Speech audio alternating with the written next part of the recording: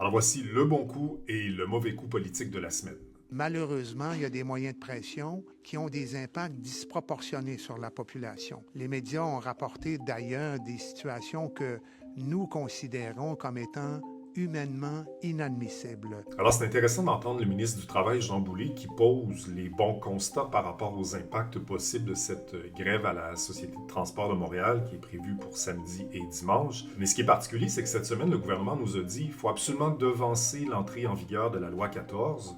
Ça, c'est une loi qui viendrait encadrer les grèves et les locales qui touchent démesurément la population. Cette loi est déjà adoptée, mais la date d'entrée en vigueur prévue, c'est le 30 novembre. Donc, on a déposé un projet de loi pour essayer de devancer l'entrée en vigueur. Mais le problème, c'est qu'on avait besoin de l'appui de tous les partis d'opposition et Québec solidaire n'a pas voulu. Puis le gouvernement, lui, n'a pas voulu imposer un bâillon sur ce tout petit projet de loi.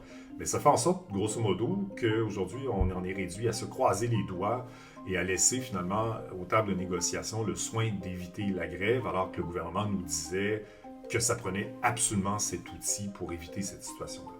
Alors, le bon coup cette semaine, Éric Duhem, chef du Parti conservateur du Québec, qui enfin arrive à mettre un pied, ou disons un demi-pied, à l'intérieur de l'Assemblée nationale du Québec. Monsieur Duhem nous dit depuis 2022... C'est la pire distorsion de l'histoire démocratique du Québec. Puis il n'y a pas tard, hein, il a reçu 530 000 votes en 2022, et pourtant, il n'y a aucun député conservateur à Québec.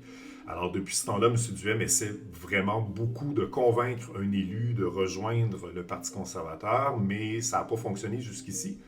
Jusqu'à hier, en fait, parce que Maïté Blanchet de Vézina, qui était une députée de la CAQ, qui est devenue indépendante, nous a dit qu'elle était prête à s'allier à M. Duhem. Donc, elle va rester indépendante, mais elle pourrait présenter des projets de loi des conservateurs, elle pourrait inviter aussi M. Duhem à des points de presse, et donc ça va lui donner une meilleure visibilité, et c'est quelque chose qu'il souhaitait depuis longtemps. Alors pour d'autres contenus comme ça, vous pouvez vous abonner à notre infolette politique.